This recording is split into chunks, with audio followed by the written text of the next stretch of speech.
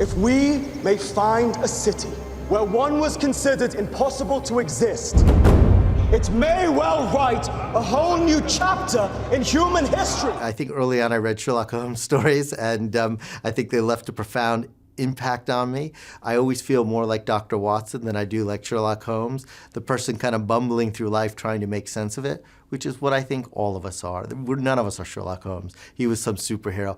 I think one of the things that drew me to Fawcett was that his was a journey of discovery, and I think when you're a writer and you're a researcher, yours is a journey of discovery. We all have our own Z's or our own Z's, and we're all pursuing our Z's in life.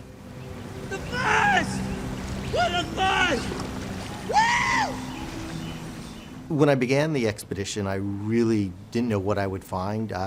First of all, I'm not an explorer, I'm not a camper, I hate to hunt, I hate to camp. And so when I set out, I really didn't know what I would find. And I had brought copies of Fawcett's letters and dispatches describing where he had been on his trip, so I could stand in the same places. There were parts of the Amazon which I stood in where Fawcett had crossed, and in his letters he described how arduous it was, how tough and tenacious the jungle was. And I could look out and there was nothing there. It had all been deforested. And what took him 2 weeks to cross, I was able to cross in a few hours in a car. I strongly advise you to abort the mission. It's become far too dangerous.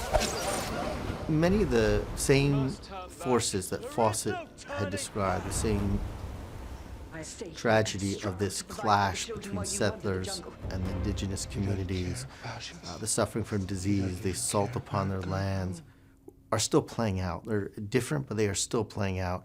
You still have loggers coming into their territory. And I was acutely aware of that when I visited with these communities. At the time, they were trying to build a dam. And I remember meeting with a Kalapalo, and he just kept saying, that's our sacred site. They're going to destroy our environment. This is where we get our water. But more than that, that is a sacred site to us. And hearing that story directly gave me a real sense of the tragedy of what this incursion has been upon their land and upon their territory. Just a glimpse, but it gave me a very powerful glimpse. You've come to doubt its existence. No. I only doubt that Zed could provide all the answers you seek from it.